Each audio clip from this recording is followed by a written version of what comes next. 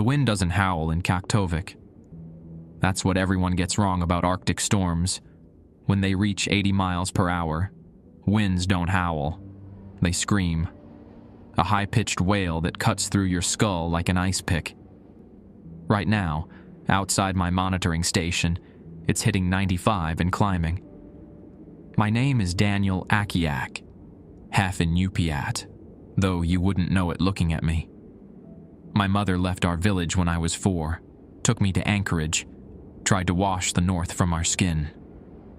Didn't work for either of us. 26 years later, I'm back in the Arctic, watching digital readouts flash warning colors while my ancestors' land tries to kill me. This weather station sits 18 miles northeast of Kaktovik proper, a town of barely 250 souls on Barter Island, hugging the Beaufort Sea coastline. The U.S. Weather Service established this outpost in 1983, then increasingly automated it until they only needed one person to run night operations.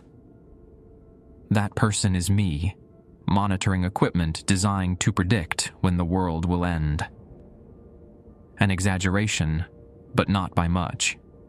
Climate scientists say the Arctic is warming twice as fast as anywhere else. What they don't mention is what the warming is waking up. My grandfather used to talk about spirits trapped in permafrost. The cold holds many things, he'd say in Inupiaq, which I barely understood. Some should stay frozen. As a child, I thought it was just another scary story. As an adult with a meteorology degree and crushing student debt, I took this job thinking those stories were just cultural metaphors. 3 months ago, I learned differently. The station manager, Harold Pritchard, handed me a sealed envelope on my first day. "Emergency protocols," he said, not meeting my eyes. "Only open it if things get strange." He transferred to Juneau the next morning. 2 weeks passed normally. I sent readings, monitored systems, reported anomalies in temperature gradients. Then came the night when temperature sensors showed minus 20 degrees Fahrenheit, while liquid mercury thermometers read plus 67 degrees Fahrenheit simultaneously. Digital barometers flatlined while manual gauges spun wildly. Equipment malfunctioned in patterns that made no mathematical sense. I opened Harold's envelope. Inside was a handwritten list of 7 rules. No explanation, no context, just instructions labeled for night shift personnel only. At the top, follow these exactly if you want to see morning. Beneath that, a note. They're older than the cold. I thought it was a prank, some bizarre hazing for the new guy, until I broke the first rule accidentally. That night showed me why we monitor more than just weather at this station. Tonight's storm isn't natural. The satellite imagery shows cloud formations that meteorologists would call mathematically improbable. The barometric pressure keeps dropping beyond what instruments are calibrated to record. And worst of all, I've started seeing things moving through the whiteout conditions that don't register on infrared, so I'm writing this all down. Documentation seems important now. If the satellite uplink holds, I'll keep updating as the night progresses, because in Kaktovik, the old stories are true, and I need to follow the rules perfectly to survive until dawn. The rules sit next to my monitoring equipment, photocopied from Harold's handwritten note onto official Weather Service letterhead. An attempt to make them look legitimate, I suppose, as if bureaucracy could normalize the madness.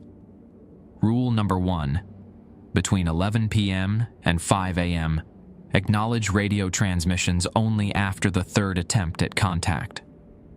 Rule number 2. If equipment readings fluctuate in synchronization with the second hand on the analog wall clock, unplug the affected devices for precisely 7 minutes. Rule number 3. Should you hear knocking from any exterior door or window, verify the sound's origin through CCTV before approaching. Never respond verbally. Rule number 4.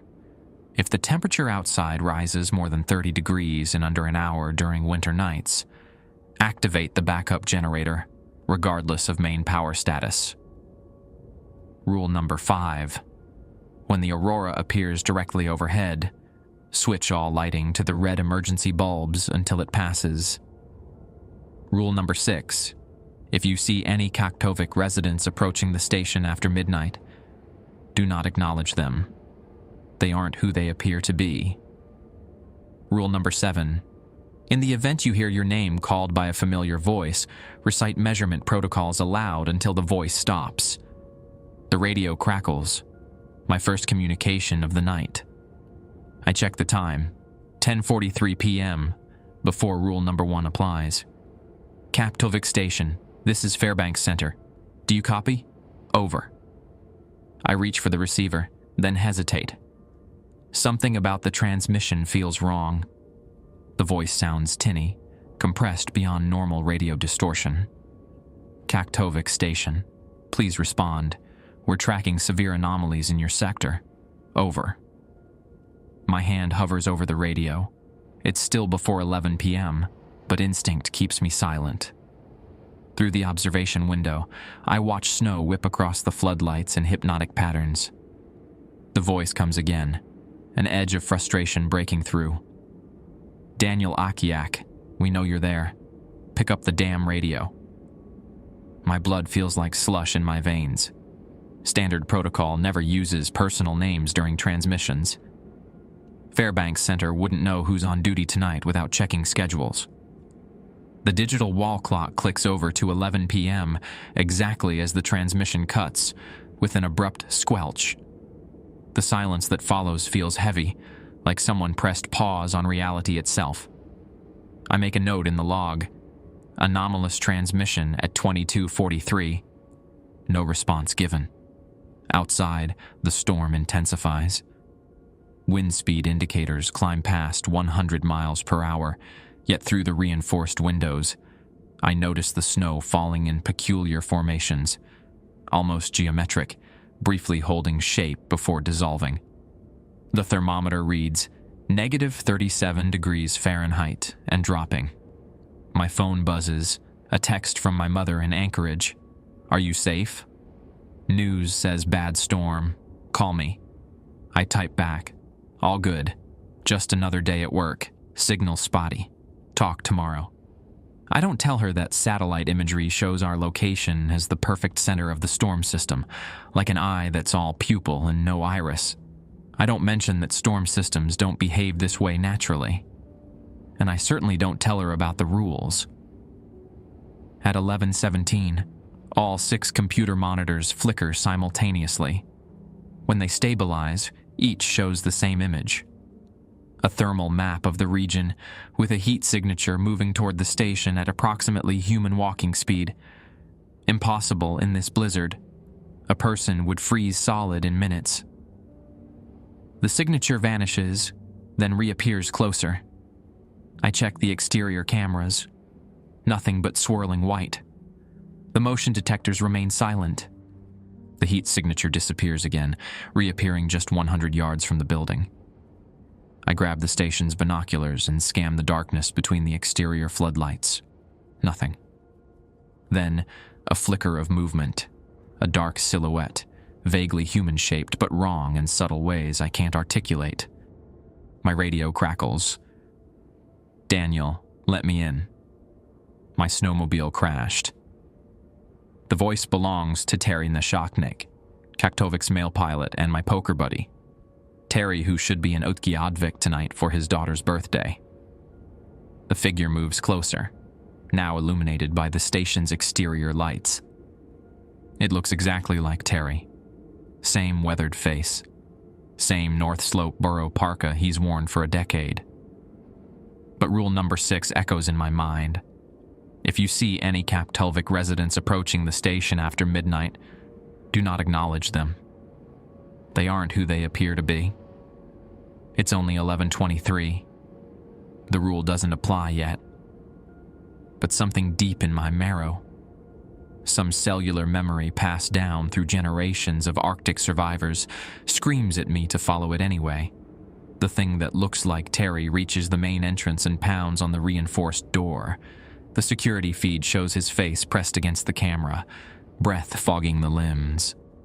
But the temperature gauge still reads negative 37 degrees Fahrenheit. I know human breath should steam at that temperature. "Daniel, please." I can see you through the window. I'm freezing to death out here. My hands shake as I mute the exterior speakers. I watch Terry's expression shift from desperation to fury, then to something else entirely. A blank emptiness that no human face should be capable of. Fine. Not Terry mouths at the camera, no longer bothering to fog the lens with fake breath. We have others. The figure turns, walking back into the storm with mechanical gliding steps that barely disturb the snow. At the perimeter fence, it stops, turns, and smiles, an expression too wide, showing too much gum above the teeth. My radio bursts to life again. Kaktovik Station. This is Fairbanks Center, third attempt at contact. Please acknowledge severe weather advisory for your region. Over. The wall clock reads 11:59 p.m. I count to 10 before responding. Kaktovik Station responding to Fairbanks Center. We copy your weather advisory. Currently experiencing gusts exceeding 100 miles per hour with temperatures at minus 37 and falling. Over. The response crackles back immediately. Copy that, Kaktovik. Satellite data shows your location as the epicenter of an unusual low-pressure system. Barometric readings are concerning. Are you experiencing any anomalous phenomena? Over. I stare at the radio, weighing my options. Standard protocol discourages mention of anything not directly related to meteorological data. But anomalous phenomena isn't standard terminology. Define anomalous, Fairbanks. Over. A pause. Too long. Anything that doesn't conform to expected weather patterns, Kaktovik. Strange cloud formations, wildlife behavior, equipment malfunctions. Over. My eyes drift to the muted security feed, showing the empty spot where not Terry had stood minutes ago. Nothing significant to report at this time. Will advise if conditions change. Over. Understood. Maintain hourly updates. Fairbanks out. I set down the receiver and exhale slowly. The clock reads 12:07 a.m. I've officially entered the deep night shift, what my grandfather called taptuak, the time when barriers thin. A notification pops up on the atmospheric pressure monitor. I frown at the reading, 882 millibars, and dropping rapidly. For context, Category 5 hurricanes bottom out around 9:20. We're in uncharted territory. The wind noise shifts in pitch, rising from a rumble to what sounds like distant, discordant singing. I check the exterior cameras again, still nothing but darkness and snow, though one camera keeps glitching, showing split-second frames of what looks like faces pressed against the lens. At 12:23, the temperature sensors begin reporting wildly contradictory readings. Digital thermometers show negative 42 degrees Fahrenheit, while analog mercury thermometers climb to plus 51 degrees Fahrenheit. According to rule number 2, I need to watch the wall clocks secondhand. The ancient analog clock ticks steadily, and sure enough, with each movement of the second hand, the temperature readings flicker in perfect synchronization. Tick. Digital shows minus 42 degrees Fahrenheit. Tick. Now minus 27 degrees Fahrenheit. Tick. Back to minus 42 degrees Fahrenheit. I quickly unplug the affected equipment, counting down exactly 7 minutes on my watch, as rule number 2 dictates. While waiting, I check the Aurora cameras pointing skyward. The real-time feed shows no northern lights activity, but the archived footage from just 20 minutes ago tells a different story. A swirling green vortex directly above the station that none of us noticed in real time. When I plug the equipment back in after exactly 7 minutes, all readings stabilize at negative 39 degrees Fahrenheit. Normal, if you can call anything about tonight normal. The radio crackles again at 12:41. Daniel.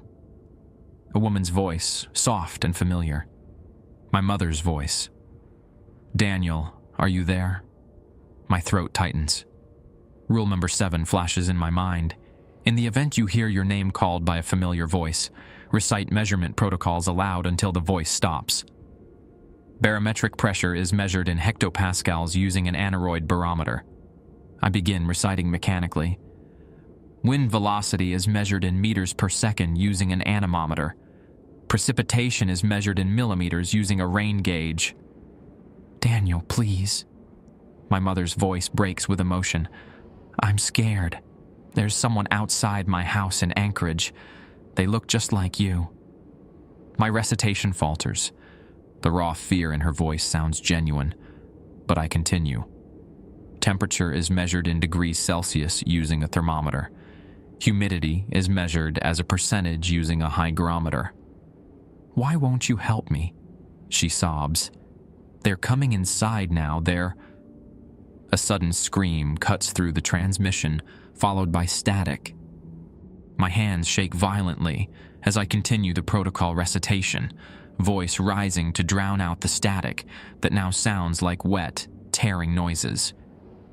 Cloud formations are classified according to altitude and appearance into 10 basic types. The radio goes silent. I slump in my chair, trembling. My phone sits dark on the desk. I could call her, verify she's safe. But something tells me making any external communication right now would be dangerous. At 1:15 a.m., the temperature outside rises rapidly. The digital display jumps from negative 39 degrees Fahrenheit to negative 20 degrees Fahrenheit in 10 minutes, then continues climbing. By 1:27, it hits plus 2 degrees Fahrenheit, a 41-degree increase in under an hour. Rule number 4.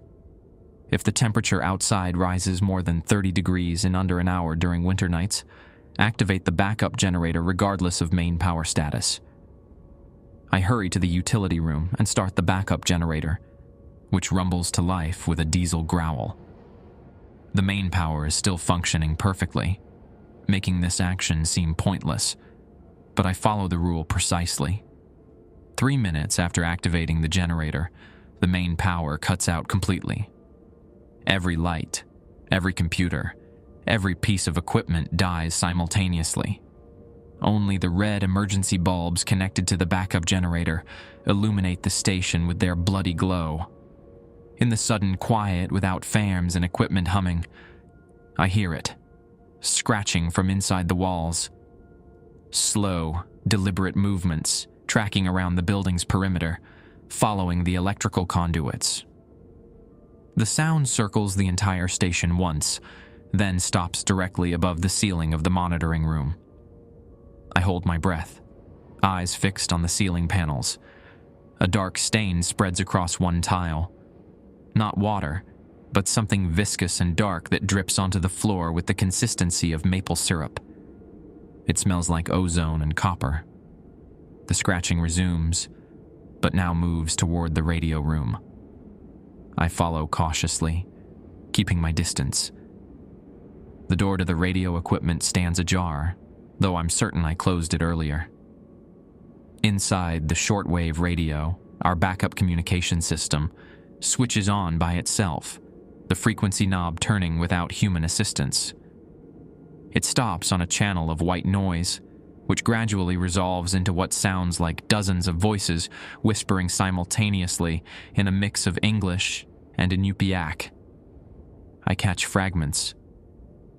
Thawing quickly now. Hungers after so long. The Ancient One stretches. At 1:52 a.m., all the equipment powers back on simultaneously. The computers reboot, showing normal readings across all sensors. The temperature outside has returned to negative 38 degrees Fahrenheit. The mysterious stain on the ceiling has vanished without a trace. My radio chirps. Kaktovik Station, this is Fairbanks Center. We lost your signal for approximately 30 minutes. Status report requested. Over. The voice sounds normal, but after what I've experienced, I count slowly in my head, waiting for their third attempt, as rule number 1 requires. Kaktovik Station, please respond. Over. I remain silent, watching the clock. The minute hand seems to move with painful slowness. Kaktovik Station, third attempt at contact. Please acknowledge. Over. I wait 10 seconds before responding. Kaktovik Station reporting. Experienced brief power outage. Backup systems functioned as expected. All readings now normal. Over. Copy that. Satellite imagery shows the storm intensity decreasing. You should see conditions improving over the next few hours. Maintain standard protocols. Fairbanks out. I know they're lying. Through the observation window, the storm rages with increased fury. Snow flying horizontally past the floodlights. But the weather isn't what concerns me most right now. On one of the rebooted monitors, a message window has appeared that wasn't there before. The text, in simple green letters on a black background, reads, "They don't know about us, Daniel. The people who wrote the rules are long gone. We're still here. Always here. Rules won't save you forever." The cursor blinks, waiting for my response. I stare at the message on my screen, cursor pulsing patiently. Responding feels dangerous, but ignoring it might be worse. Nothing in the rules addresses direct communication through our systems. Before I can decide, new text appears. "We can smell your fear, Daniel. The old ones in your blood recognized us immediately. That's why your heart races now. Your ancestors knew to run. But there's nowhere to run up here, is there? I should shut down the system, but protocol forbids powering down the primary weather monitoring equipment except in specific emergencies. Instead, I minimize the window and check the other screens. All show normal data now, as if the storm outside were nothing but a typical Arctic disturbance. At 2:17 a.m., the message window reopens itself, now displaying, "The permafrost prison is breaking. Climate Station 341. Climate Station 227. Climate Station 103. All breached already. Kaktovik Station is special, though. Kaktovik holds the gateway. The names listed are other remote monitoring stations scattered across northern Alaska. I pull up our network connectivity map. All 3 stations show offline, communications lost within the past 2 weeks. My fingers hover over the keyboard. Against better judgment, I type, "What are you?" The response appears letter by letter, as if carefully considered. "We are the firstborn of this land. Before your kind trudged across the ice bridge, before the Inupiat, before the Thule. We dwelled in darkness and cold. Your great-grandmother knew us, Daniel Akiak. She fed us once. A sacrifice at the frozen lake in exchange for safe passage. Your blood remembers, even if your mind does not. My great-grandmother died when I was 2. Family stories painted her as a traditional healer who refused to convert to Christianity when missionaries came. I have one faded photograph of her, face stern, eyes knowing. My mother never spoke of her willingly. What gateway? I type, hands trembling. Beneath this station lies the thinnest point between worlds. The U.S. government built here deliberately, guided by those who understood what slept below. The instruments monitor more than weather, Daniel. They watch for awakening. A chill seeps through me despite the building's heat. I remember the strange instruments in the basement level. Equipment I was told measured seismic activity and permafrost stability. Equipment I've never been trained to maintain. Are you what the rules protect against? The rules delay. Nothing more. The old station manager knew this. He left when the readings showed we were too close to breaking through. You should have done the same. A notification pops up from the seismic monitoring system. Activity detected, magnitude 2.7, epicenter directly beneath the station. The building shudders slightly, instruments swaying on their mounts. We're stretching now, testing the boundaries, finding the weak points. Another tremor, stronger this time. Ceiling tiles rattle and dust filters down. On the security monitors, I notice movement outside, dark shapes circling the perimeter fence. Too large for wolves, too fluid in their movements for bears. The camera feed distorts whenever it tries to focus on them. Your great-grandmother invited us into her dreams. Perhaps you'll do the same. The message window closes itself. I try reopening it, but the system shows no record of the communication. Nothing in the logs, no trace in memory. The seismic monitoring equipment shows increasing activity, dozens of small tremors radiating outward from beneath the station. I check the lower-level cameras. The basement appears normal except for one corner where frost has formed on the walls and floor in an elaborate fractal pattern. My radio crackles. Captivik Station. This is Barrow Research Center. We're detecting unusual seismic activity in your vicinity. Please confirm readings.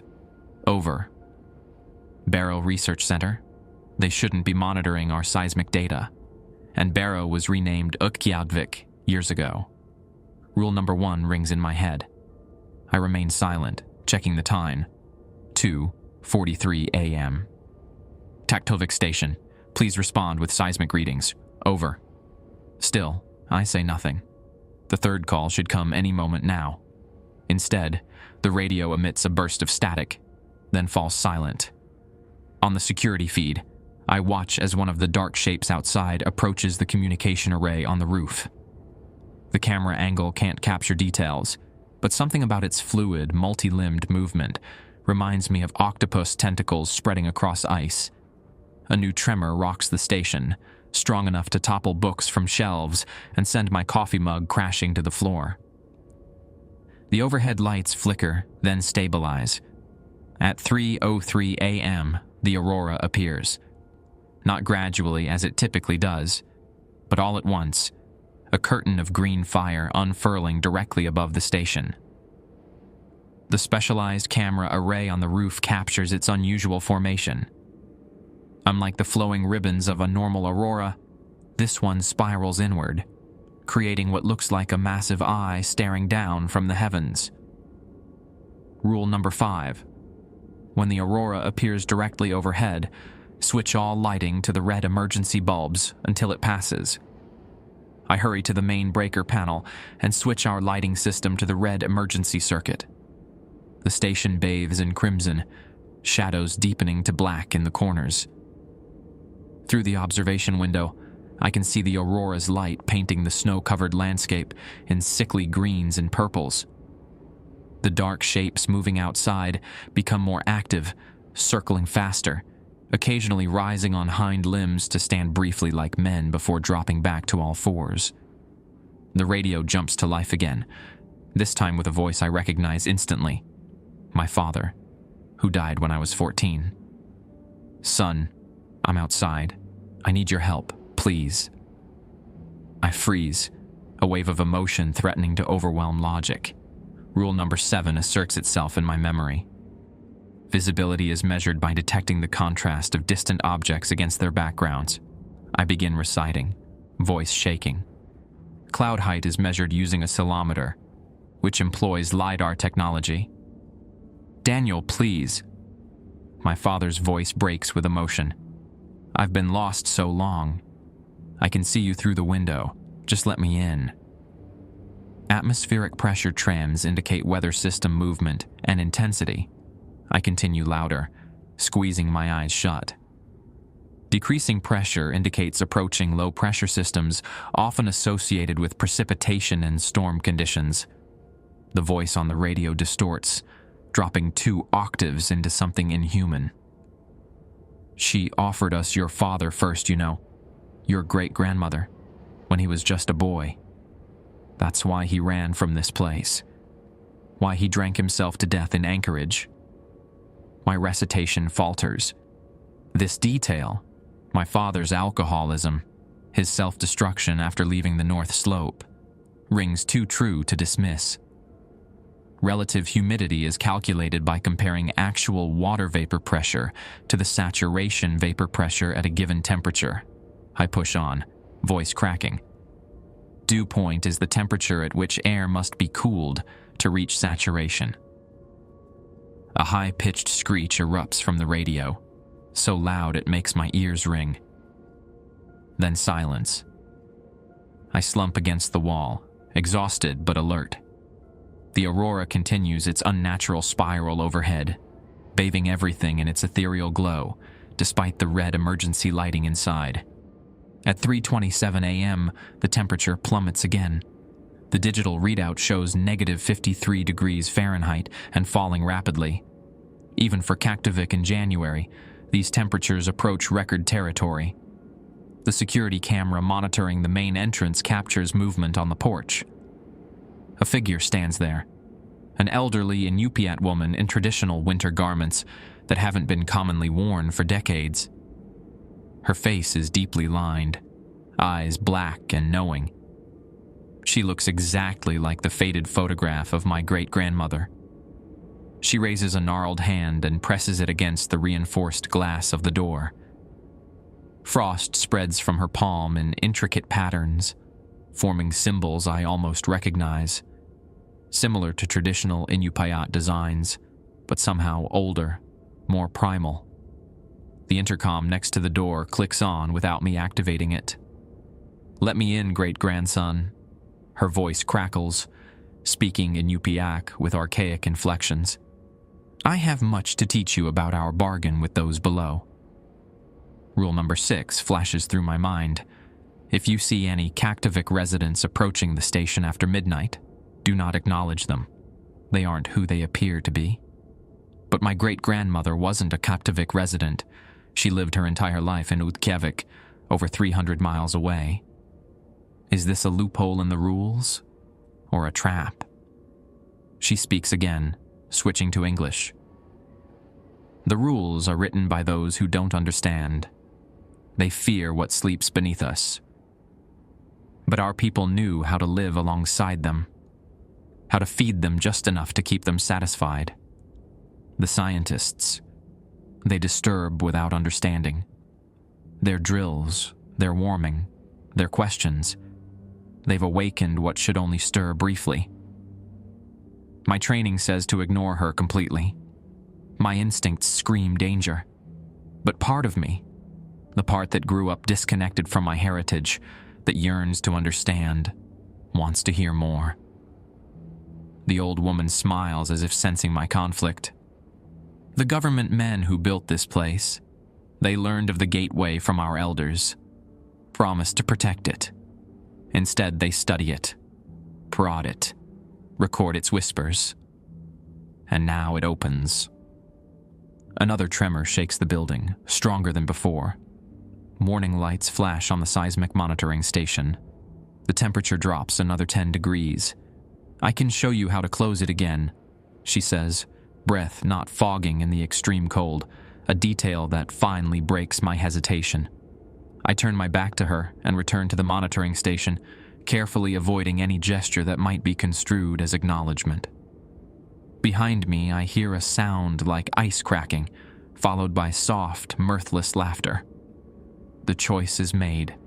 Her voice whispers, now somehow inside the station with me. "But remember, blood calls to blood, and they remember the taste of yours." When I turn around, the security monitor shows an empty porch, unmarked snow, and no footprints leading away. The seismic monitoring system won't stop alarming. Every few minutes, another tremor rumbles beneath the station, each one slightly stronger than the last. At 3:52 a.m., I can no longer ignore the warnings about the basement level. The basement houses equipment I've been instructed never to touch. Specialized sensors maintained by a separate team that visits quarterly. My clearance doesn't technically allow access, but Harold left a master key card with a note. Just in case. Just in case of what? He never specified. I grab my heavy-duty flashlight and the key card. The stairs leading down are utilitarian concrete, dimly lit by widely spaced bulbs. The temperature drops noticeably with each step. By the halfway point, my breath plumes visibly despite the building's heating system. The basement door requires both the key card and a numeric code. Harold left that too. 1983, the year the station was established. The heavy steel door unlocks with a pneumatic hiss. Inside, the basement level looks nothing like the weather station above. The walls are reinforced concrete, lined with what appears to be lead shielding.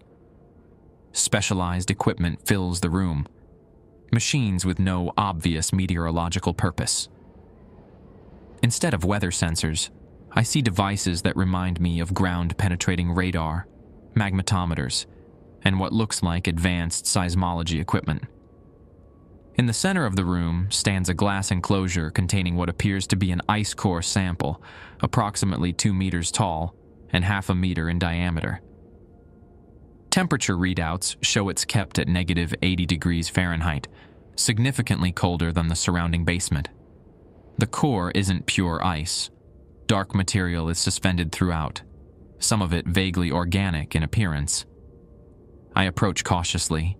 Small display screens surround the ice core, showing data I don't understand, wavelength measurements, radiation readings, and what appears to be audio spectrography. One readout catches my attention. Containment status: compromised, 79%. The temperature in the room drops sharply. My flashlight flickers, then stabilizes. The ice core has changed. Where moments ago it was solid, now fissures spider through it like lightning frozen in time.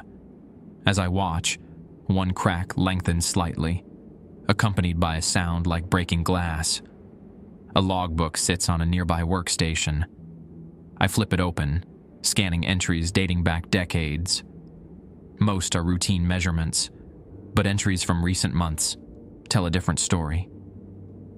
September 17th, 2024. Movement detected within sample alpha for first time since 1998. Microfractures forming at increasing rate. Recommend protocol 17th October 30, 2024. Sample alpha containment reaching critical levels. Relocation request denied by Washington. Implementing enhanced cooling measures. December 12, 2024. Staff reduction ordered despite containment concerns. Night shift maintenance protocols established. God help whoever they leave behind. The last entry, dated 2 weeks ago in Harold's handwriting. January 14, 2025. It speaks now. Not just data patterns, actual words coming through the monitoring equipment. Always in Inupiaq first, then English. It knows our names. Replacement technician arrives tomorrow. I've left the rules. They won't be enough, but they'll buy time. Forgive me. Another tremor shakes the room, stronger than any before. Equipment rattles on tables. A thin fissure opens in the concrete floor, running from the base of the ice core sample toward the exterior wall. The main crack in the ice core sample splits deeper, nearly reaching the center now. Inside, something dark shifts, pressing against the fracturing barrier. The radio clipped to my belt crackles. "Daniel, come back upstairs immediately." It's Harold's voice, tense with urgency. The backup protocols in the sealed red envelope. Implement them now. I hesitate. There was no sealed red envelope. A shadow moves across the wall, not cast by anything in the room, but crawling independently, like living darkness. It stretches toward me, forming into a roughly humanoid shape before dissipating. The radio speaks again. "Daniel, run!" It's almost... Static cuts the transmission. I back toward the door, keeping my eyes on the ice core. The cracks have stopped spreading, but now a dark liquid seeps from them, collecting in the containment basin below. It doesn't flow like water, more like mercury, but darker, with iridescent purple highlights catching the light. I reach the door and swipe the key card. Nothing happens. The electronic lock remains red. I try again with the same result. "We've been waiting for you," blood of the Keeper. The voice isn't audible. It resonates directly in my mind, bringing with it flashes of sensations. Bitter cold, ancient hunger, patient malice. Your great-grandmother understood the balance. Life offered so others might keep living. But the men of science broke the covenant. Now the hunger cannot be satisfied with small offerings. The dark fluid from the ice core begins moving on its own, flowing uphill against gravity, reaching tendrils toward me. Where it touches metal equipment, corrosion spreads instantly. I pound on the door, shouting for help that won't come. The electronic lock suddenly flashes green, and the door slides open. I don't question the timing. I bolt through and slam it shut behind me. Back in the stairwell, I take the steps 2 at a time. At the main level door, I pause to catch my breath. The monitoring room appears normal through the small window. Screens displaying data. Emergency red lighting casting its crimson glow over everything. I push through the door and freeze.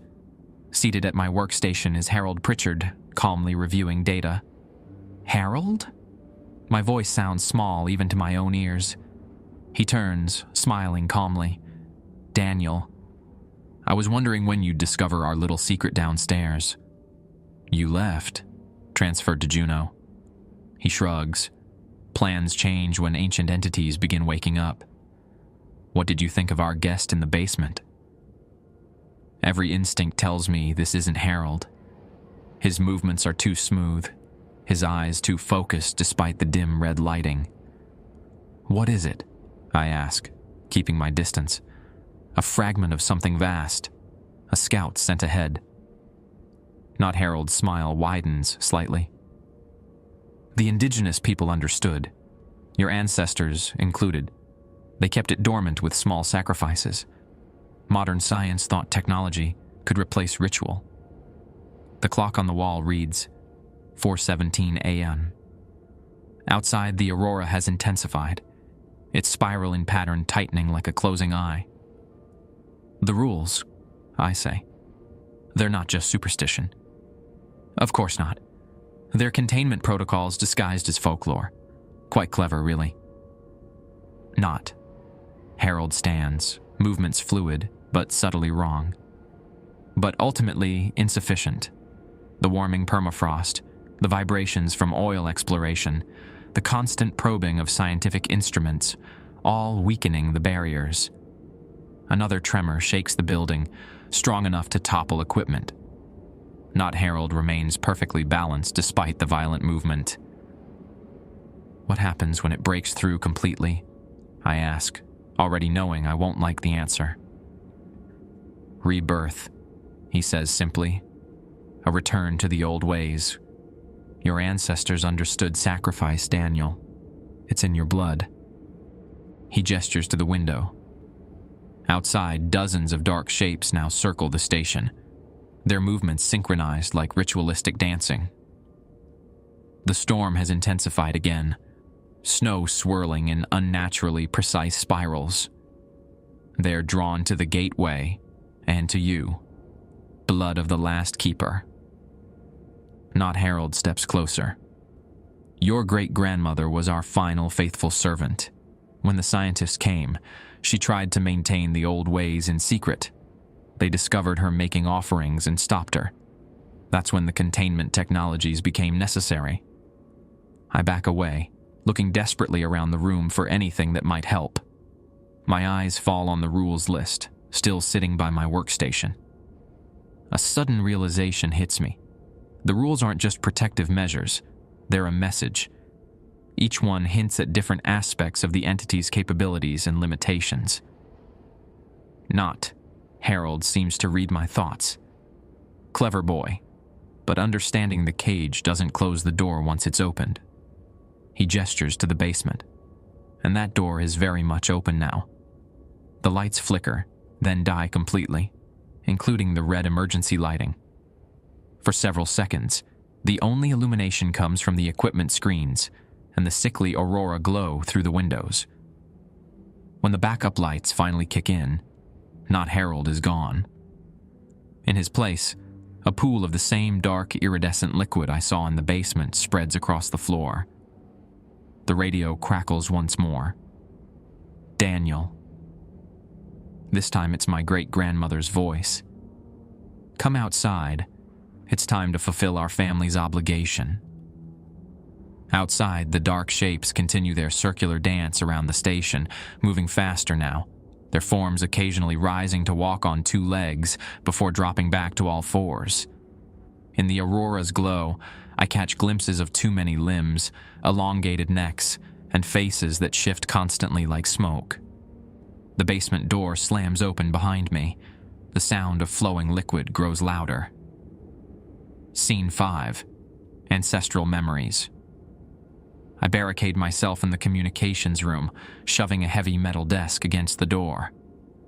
The dark liquid from the basement is spreading throughout the station, seeping under doorways and through ventilation ducts. Through the small window in the door, I watch it flow across the corridor floor with purpose, testing each entrance. The communications room houses our satellite uplink and emergency systems. If there's any way to call for help, it's here. I try the hardwired emergency phone first. Dead. The satellite connection shows active but returns error messages for every outgoing communication attempt.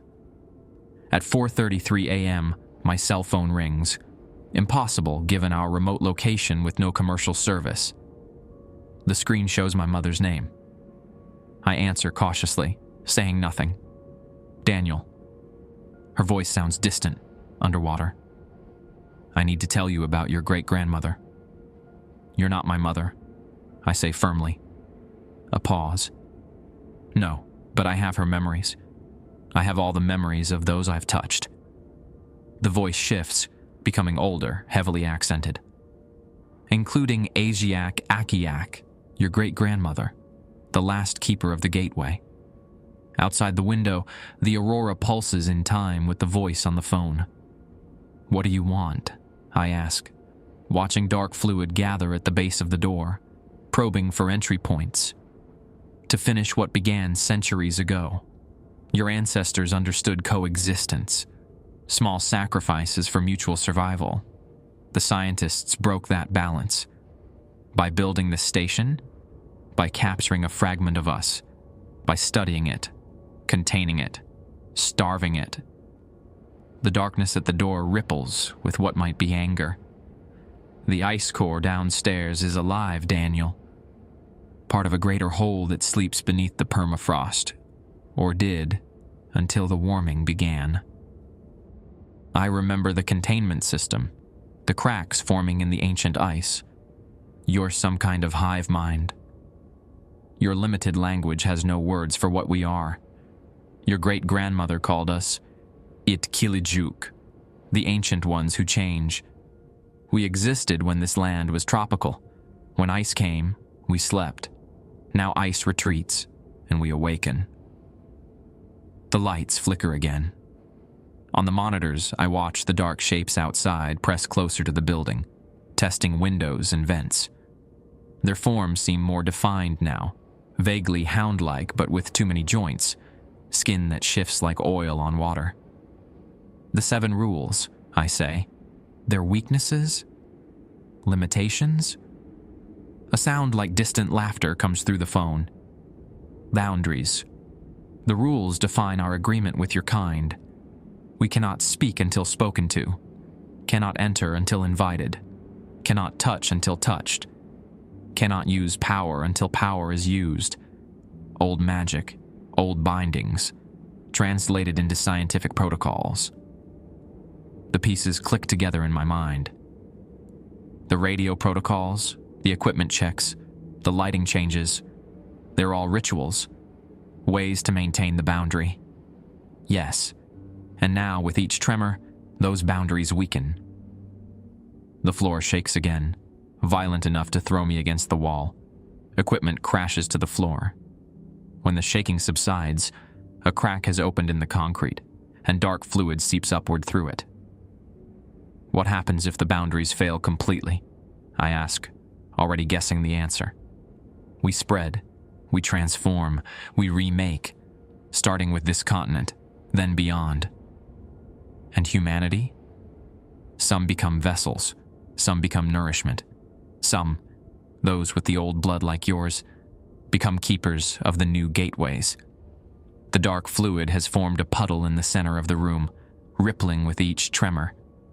Tiny tendrils extend from it, reaching toward me like curious fingers. There's more to the rules than Harold wrote down, isn't there? I ask, backing away from the spreading darkness. The written rules delay. The unwritten rule resolves. The voice has changed again, now sounding like Harold. Your great-grandmother knew. That's why she made her offerings at the frozen lake. Blood of her blood, freely given. I think of the frozen lake 3 miles east of the station, a place avoided by locals, omitted from tourist maps despite its striking blue ice. I'd driven past it when first arriving, feeling an inexplicable aversion. You want me to offer blood? My blood? The blood of the Keeper's line has power. It can thin the boundary for complete awakening, or strengthen it for another generation of binding. The choice belongs to the Keeper. The tremors intensify. The dark puddle in the room bubbles with each shake. On the monitors, I see cracks spreading across the station's foundation. The shapes outside have stopped their circular movement and now stand eerily still, all facing the building. How do I know you're telling the truth? That strengthening the boundary is even possible. You don't. The voice sounds amused. But ask yourself, why did the station managers leave those specific rules? Why not simply warn monsters exist, run away? Each rule maintains part of the boundary. But boundaries work both ways, Keeper. They protect your kind from us, and our kind from you. My phone dies suddenly. Battery drained to 0 despite being fully charged minutes ago. The dark fluid has spread further, covering half the floor now. I climb onto a desk to avoid contact. The computer terminal nearby flickers to life, showing security camera feeds from around the station. The basement feed reveals the ice core now almost completely fractured, dark liquid spurting from it under pressure. The monitoring room shows equipment melting as if subjected to powerful acid. The exterior feeds show the aurora directly overhead, swirling in configurations that hurt my eyes to follow. A familiar figure walks into frame on the exterior feed, my great-grandmother again, approaching the main entrance. She stops, looking directly at the camera, and speaks in Inupiaq. Subtitles appear on the screen, translating, "The red cabinet in the supply room. The final protocol. Hurry." I've never been in the supply room. It's kept locked, accessible only to maintenance personnel. But I remember seeing Harold use his keycard there once. Making a decision, I grab Harold's master keycard and a fire extinguisher. I spray the dark fluid with foam, creating a temporary path across the room.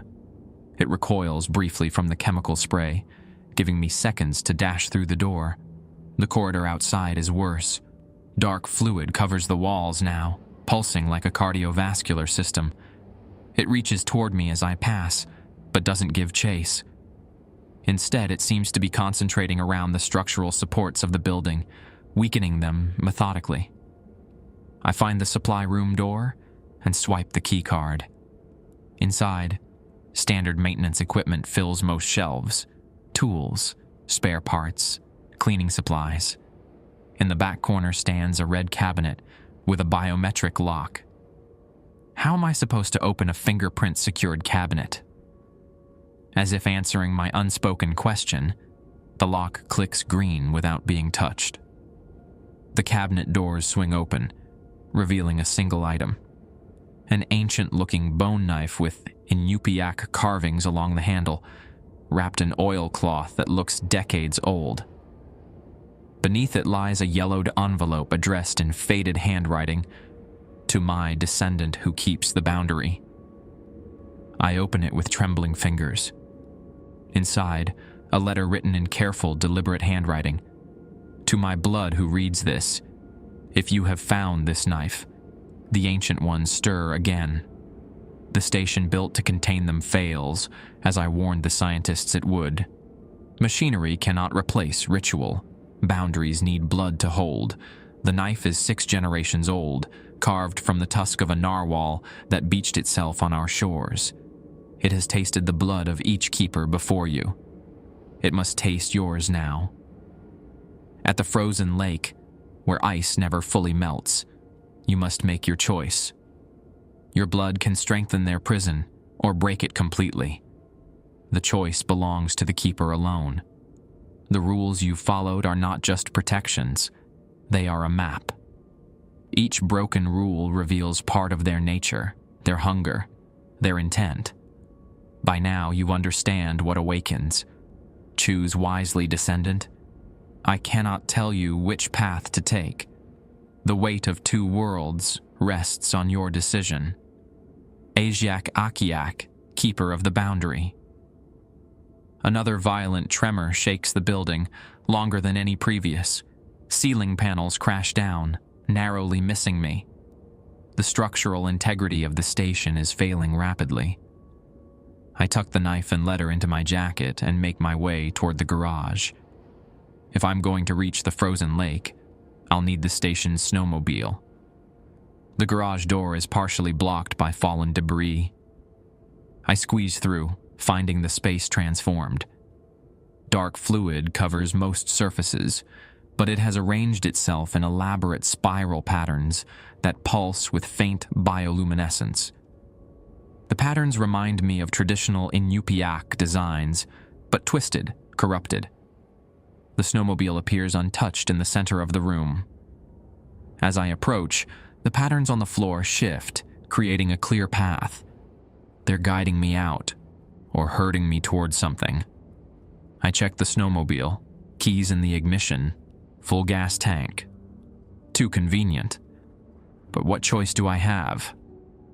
The garage door opener still works, raising the heavy barrier to reveal the storm outside.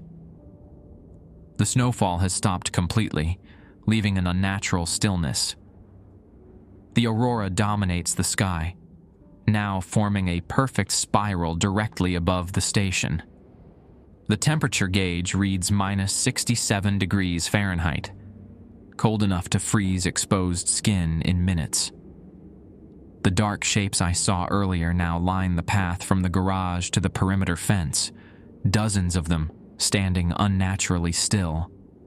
In the aurora's glow, I can see them more clearly now. They resemble wolves in their basic form, but their limbs bend at impossible angles. Their skin ripples constantly, and their faces, what should be faces, are smooth, featureless expanses that occasionally form approximations of human features before dissolving again. As I start the snowmobile's engine, every shape turns its non-face toward me in perfect unison. The bone knife feels heavy in my pocket, its presence undeniable. According to my great-grandmother's letter, I have a choice to make: strengthen the boundary or break it completely. But first, I need to reach the frozen lake alive. I gun the engine and drive straight into the gauntlet of waiting shapes, the station crumbling behind me as the tremors reach their peak. The snowmobile tears through fresh powder, engine roaring against the unnatural silence. The creatures make no move to stop me. Instead, they turn in unison to watch my passage, their featureless faces tracking my movement like compass needles following magnetic north. I follow the GPS coordinates for the frozen lake, pushing the machine to its limits. Behind me, the weather station's structural integrity fails completely. Through the side mirror, I glimpse the central tower collapsing, antennas and satellite dishes crashing down as the dark fluid consumes the building's foundations. The aurora overhead follows my progress, its spiral pattern maintaining position directly above me, no matter which direction I turn. Its light casts everything in sickly greens and purples, transforming the familiar Arctic landscape into an alien terrain. At 4:49 a.m., the GPS signal fails. The electronic display fizzes with static before dying completely. I'm forced to navigate by memory and the distant silhouette of Mount Chamberlain rising against the horizon. The temperature continues to drop. The analog thermometer on the snowmobile's dashboard has bottomed out at negative 70 degrees Fahrenheit, its needles straining against the lower limit. My heated suit barely keeps frostbite at bay. 5 minutes later, the snowmobile's engine sputters, then dies. I coast to a stop in a shallow valley between snow-covered ridges, still at least a mile from the frozen lake. No amount of key turning or starter pumping revives the engine. When I open the fuel line to check for blockage, I find it filled with the same dark, iridescent fluid that invaded the station. It's in the engine now too, corrupting the machine from within. I have no choice but to continue on foot. The extreme cold makes every breath painful, ice crystals forming in my nostrils and eyelashes. I tuck the bone knife more securely in my inner pocket and begin trudging through knee-deep snow. After 10 minutes of walking, I notice I'm not alone. Dark shapes pace me on both sides, maintaining precise distance, not approaching, not fleeing, just accompanying. Their movements are silent, despite the crusty snow that squeaks loudly under my own boots. "What are you waiting for?" I call out, voice muffled by my balaclava. In response, one creature detaches from the group, approaching to within 20 feet before stopping. In the aurora's light, I can see it more clearly now. Its body resembles something canine, but with proportions subtly wrong. Legs too long, spine too flexible. Its skin ripples continuously like dark water, occasionally forming protrusions that resemble additional limbs before being reabsorbed. Its face reforms constantly, features flowing like liquid, sometimes approximating wolf, sometimes human, sometimes something in between. For a brief moment, it settles into a recognizable configuration. My father's face, looking exactly as I remember from childhood. "We guide you to your choice," it says with my father's voice, mouth movements not quite synced with the words. The boundary thins with each passing minute. Soon, choice becomes irrelevant. "Why show me my father's face?" I demand, fighting the emotional response it triggers. We wear what has meaning, what has power. The face shifts again, becoming my mother, then Harold, then my great-grandmother, before dissolving back into featureless darkness. "Your family line has always been significant to us. Your blood calls to the gateway." Why me? Why not Harold or anyone else at the station? Blood of the keeper must make the choice. Station managers knew this, why they sought your family line, why they hired you despite others being more qualified. This revelation hits hard. My employment wasn't luck or merit. I was placed here deliberately, positioned like a chess piece by people who knew what lay beneath. The creature paces alongside me as I continue toward the lake. The warming increases daily. It continues conversationally. A few more years, and we awaken regardless of boundaries. Your choice merely determines when, not if. You're saying global warming would free you anyway? Precisely. Humans break their world, break our prison. Ironic, yes? The creature's form ripples with what might be amusement. We've waited eons. A few more years matters little. But to your kind, it makes a gesture that somehow suggests catastrophic consequence. I crest a small ridge and catch my first glimpse of the frozen lake, illuminated by the aurora. Unlike normal ice bodies that appear white or pale blue, this lake glows deep cobalt, internal light seeming to pulse from within its frozen surface. Cracks spread across it in patterns too organized to be natural, ancient symbols similar to those carved on the bone knife. At the lake's center, a perfect circle of open water defies the extreme temperature, liquid that should be frozen solid in these conditions. The accompanying creatures stop at the lake's edge, forming a perimeter around it. None venture onto the ice. "We cannot cross," explains the one wearing my father's face. "The boundary is oldest here, but you can. You must." The bone knife grows warm in my pocket despite the brutal cold. I touch it through my jacket, feeling its contours seeming to shift subtly beneath my fingers. I step onto the ice. It creaks but holds my weight. With each step toward the center, the aurora overhead intensifies, its spiral tightening further. The ice beneath my feet becomes increasingly translucent, revealing what lies below. Bodies. Dozens of them, preserved perfectly in the ancient ice. Some wear historical Inupiaq clothing from centuries past. Others more modern attire. All share my facial features, the distinctive Akiak family traits passing through generations. My ancestors, the previous keepers. At the lake's center, I stop at the edge of the open water. The circle is precisely 7 feet in diameter. The liquid within black as pitch, despite the bright aurora reflections that should be visible. Steam rises from its surface, carrying an acrid metallic scent. From my pocket, I withdraw the bone knife, now warm enough to feel hot through my gloved hand. The carvings along its handle glow with the same blue light as the ice, pulsing in time with the aurora overhead. "Your great-grandmother was the last to stand where you stand now," comes a voice from behind me. I turn to find a perfect duplicate of myself standing on the ice, my exact height, build, and features, but with eyes that swirl with the same iridescence as the dark fluid. "She chose to maintain the boundary," my doppelganger continues, "to contain us for another generation, a futile delay." "And if I choose the same?" I ask, gripping the knife tighter. The boundary strengthens. We retreat, for a time.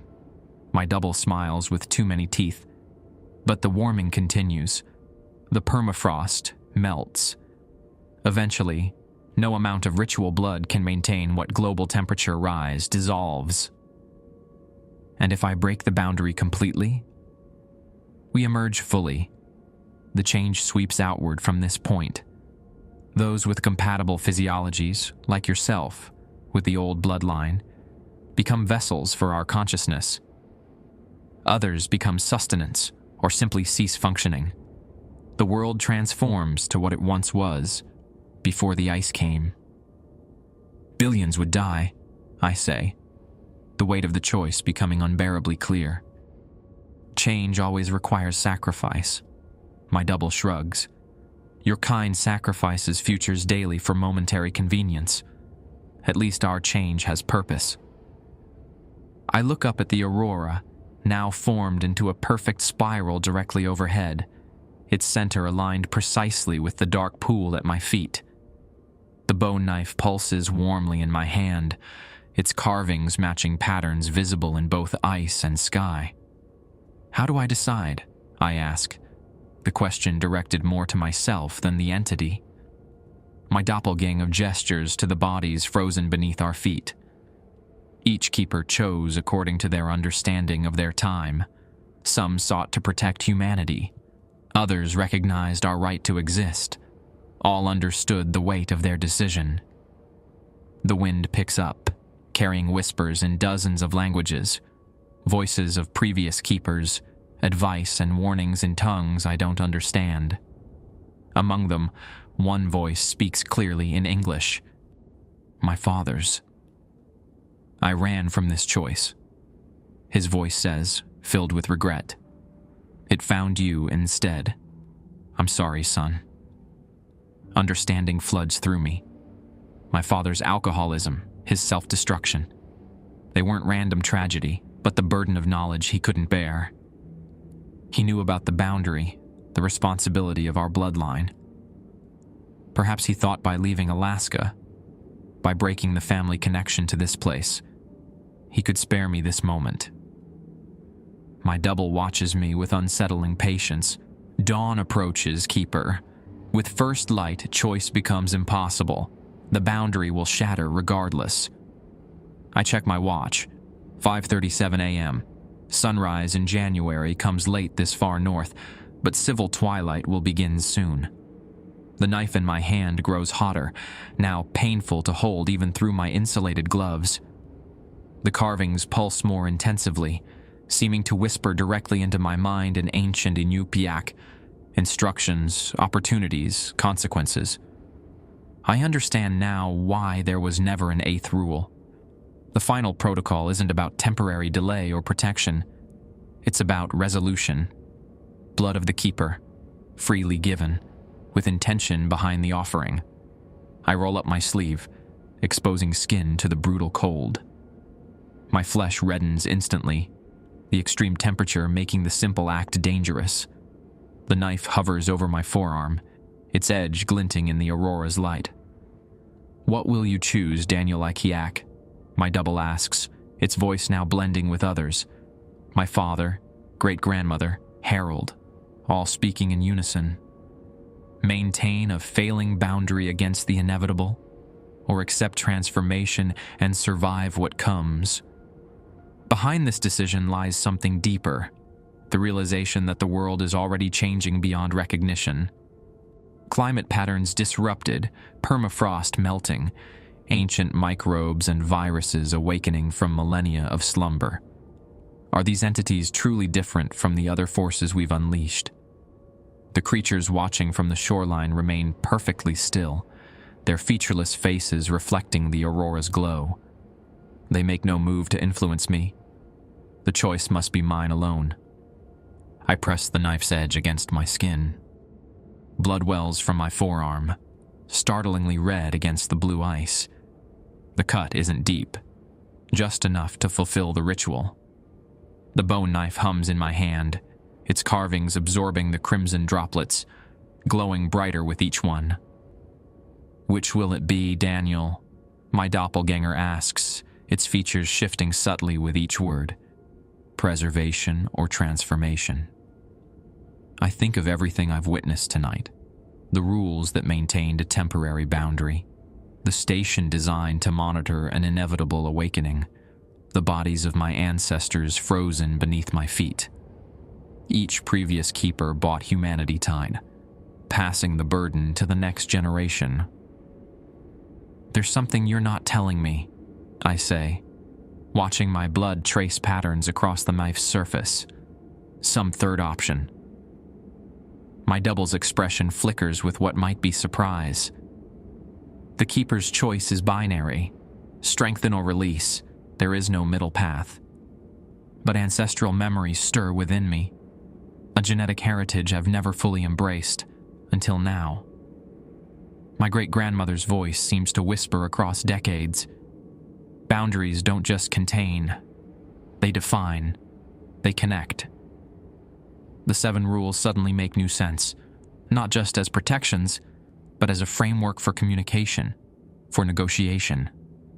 The rules define points of contact between worlds. "You need a keeper," I say slowly, understanding blooming. Not just as someone to make this choice, but as an ongoing intermediary. That's why you haven't killed me. You could have dozens of times tonight, but you need me conscious and willing. The aurora pulses brighter, its spiral pattern tightening further as if responding to my realization. Clever, my double admits, its form wavering slightly. Each keeper serves as bridge between realms. Even when choosing containment, they become conduits for necessary exchange. Small sacrifices maintain essential balance. Exchange of what? Energy, information, essence. Its eyes flare with inner light. Your kind shapes your world without understanding deeper patterns beneath. We correct. We balance. We preserve true cycles larger than your civilization's brief existence. I stare into the dark pool at my feet. Below its surface, shapes move with deliberate purpose. vast forms glimpsed only in fragments, like seeing whale shadows beneath Arctic ice. We were here before your kind evolved, my double continues. We'll remain long after your brief civilization burns itself out. The only question is whether transition happens violently now, or gradually over generations. The knife grows hotter in my hand, now almost unbearable. My blood has covered its entirety, no longer absorbed but floating across its surface, in complex patterns that match the cracks in the ice, the spiral of the aurora, and, I now notice, the ridges of my fingerprints. Complete alignment. I think of Harold's rules, designed to buy time. I think of my great-grandmother's letter, acknowledging the keeper's choice. I think of my father, who ran from this responsibility and destroyed himself in the process. The eastern horizon shows the first hint of pre-dawn glow. My time is running out. What happens if I choose neither? I ask suddenly. If I throw this knife away and walk off the ice? For the first time, my doppelganger looks uncertain. The boundary shatters unpredictably. Chaotic emergence, uncontrolled transformation. It steps closer. Without a keeper to direct the flow, energy disperses randomly, devastating for both sides. This admission reveals what I suspected. They need me as much as humanity needs a boundary. The entities require a directed pathway, a controlled interface, a keeper. I look down at the ancient knife, now completely covered with my blood, yet somehow not dripping. The carvings pulse in rhythmic sequence, like code being processed. My great-grandmother chose containment, I say, but she also maintained communication, a balanced approach. Asiak understood symbiosis, my double acknowledges. She prevented complete emergence while allowing necessary exchange. Other keepers before her chose differently. Some sought to banish us entirely, always failing. Some embraced transformation too quickly, causing collapses that harmed both sides. The creatures at the lake's edge remain motionless, waiting. The sky brightens further. I have minutes at most. I make my decision. I choose neither complete containment nor complete release, I say firmly. I choose controlled integration, graduated exchange, a new boundary that allows communication without domination. My double's form ripples violently. That is not one of the offered choices. I'm making it one. I kneel by the dark pool, knife held before me. My ancestors maintained or released based on their understanding of their times. My time features global communication, collapsing ecosystems, and technological augmentation. The old binary doesn't apply anymore. The bone knife vibrates in my grip, its hum changing pitch. The carved symbols rearrange themselves beneath the coating of my blood, forming new patterns. What exactly do you propose, Keeper? My double's voice now contains multiple tones, suggesting I'm speaking to more than one entity. A permeable boundary, controlled points of contact, exchange of knowledge rather than physical transformation. I position the knife over the dark water. Humanity learns to live within planetary boundaries again. Your kind provides guidance, but not domination. And how would this be maintained? Through me. Through future keepers, I will train. The idea forms as I speak it, certainty growing. But with knowledge this time, not cryptic rules and hidden purposes, science and traditional knowledge working together. The weather station was a crude attempt at this approach. My double considers this, its form stabilizing. Interesting, unprecedented, but potentially viable. The auroral spiral overhead contracts to its tightest formation yet, now a single point of intense light directly above the dark pool. The ice beneath me vibrates with energy, cracks widening in symbolic patterns. I'll need guarantees, I continue. No forcible possessions or transformations. No harm to those who haven't consented to contact. And what do we receive in this arrangement? Recognition, respect, environmental restoration that preserves your ancient habitats, partnership instead of prison or conquest. My double extends a hand that shifts between human and something else. The transition requires a vessel to establish initial parameters. Are you offering yourself as that vessel, Daniel Akiak? Now we reach the true sacrifice, not just blood, but self. Partial integration only, I stipulate. I maintain my identity and autonomy. You gain a conscious conduit instead of mindless release. The sky continues brightening. Dawn approaches. The creatures around the lake edge stir restlessly. Acceptable terms, my double says. The new boundary must be sealed with blood freely given and the keeper's intent clearly formed. I press the knife deeper into my arm, reopening the wound. Fresh blood wells and drips, not onto the ice, but floating above it, suspended in globules that orbit the knife like tiny moons. I, Daniel Akiak, descendant of keepers, establish this new boundary. I intone, words coming from somewhere beyond conscious thought, permeable but controlled, exchange but not domination, communication but not consumption. I plunge the knife into the dark pool. The world shifts. The aurora collapses from sky to earth in a column of light that engulfs me completely. The dark water surges upward, not touching me, but surrounding me in a perfect cylinder. Within the liquid barrier, I see reflections of other worlds, other times. Tropical Alaska from millions of years ago. Ice ages, future possibilities branching like neural networks.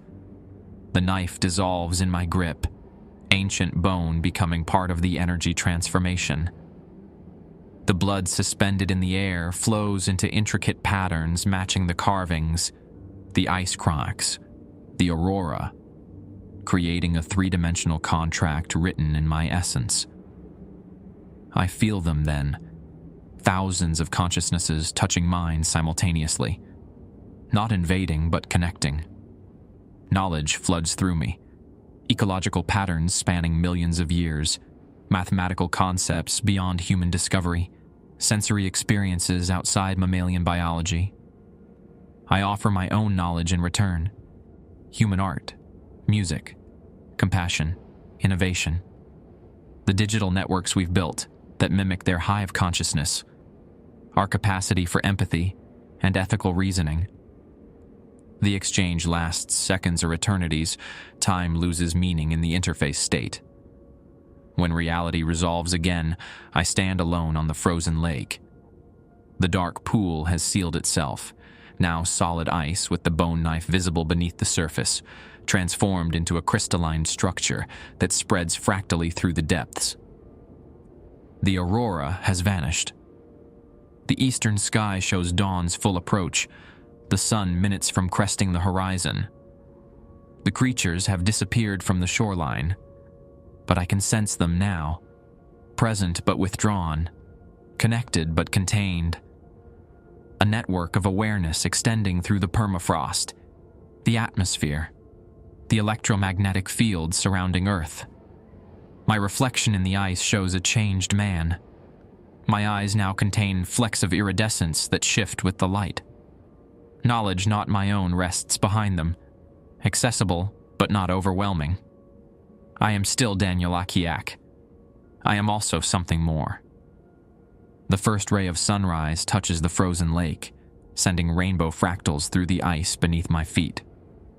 The boundary has been re-established, not as a prison, but as an interface.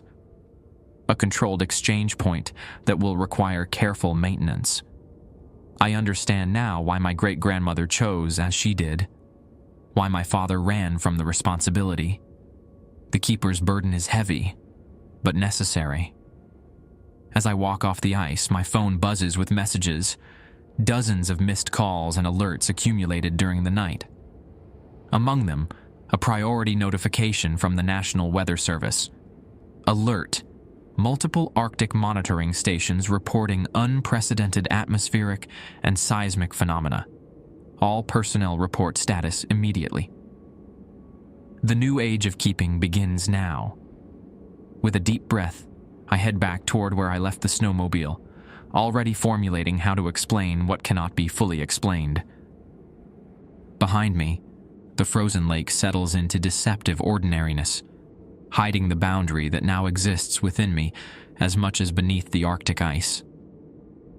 3 months have passed since that night at Kaktovik Weather Station.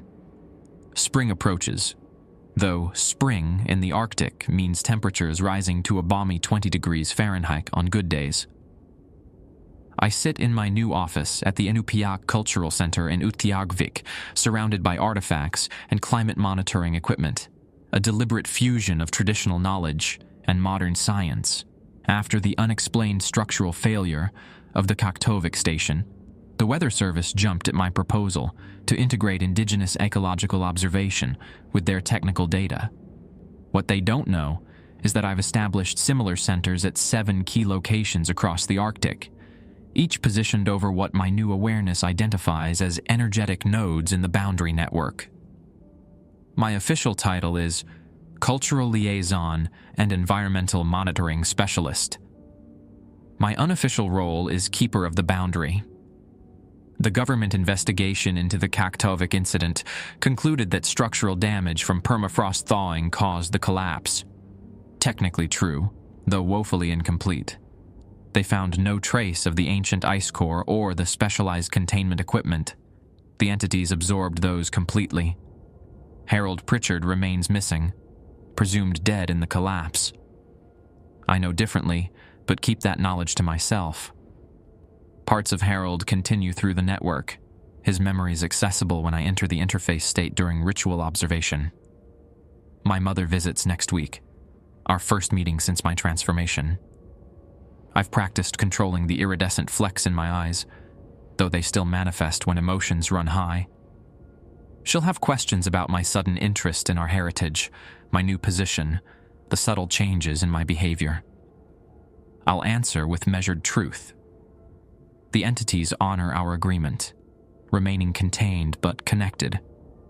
Through dreams and meditation, I access their vast knowledge of Earth's climatic history, information proving invaluable for modern climate scientists, though I carefully disguise its source as traditional ecological knowledge and pattern analysis. Each full moon, I visit the frozen lake, now officially protected as a culturally significant site, to maintain the boundary through small blood offerings and information exchange. The entities feed me climate data from deep permafrost. I provide updates on humanity's halting progress toward sustainability. Sometimes I spot the creatures at the periphery of my vision, not manifest in our world, but visible to my enhanced perception. They observe but never interfere, maintaining our negotiated distance. I've begun identifying others with the right bloodlines, potential future keepers who must be trained properly, not left to discover their heritage through crisis, as I did. 2 cousins in Anchorage show the right genetic markers. A graduate student from Nunavut carries another compatible lineage. The work ahead spans generations. Climate change continues, permafrost still thaws, and the entities grow more active with each passing season. Our agreement buys time and creates partnership, but requires constant maintenance. The 7 rules from Kaktovik Station hang framed on my wall, a reminder of the old approach of fear and containment. Beside them hangs a new document, Principles of Boundary Maintenance and Cross-Realm Exchange, the formal codification of our new arrangement. Tonight, the aurora dances overhead, no longer a spiral but flowing ribbons of light. Within its patterns, I read messages from the other side, updates on boundary integrity, warnings about weak points requiring attention. I am Daniel Akiak, meteorologist, cultural liaison, and keeper of the boundary. My ancestors managed this responsibility through instinct and fragmentary knowledge. I do so with full awareness and purpose. The boundary holds, permeable, but strong. For now, that must be enough. That must be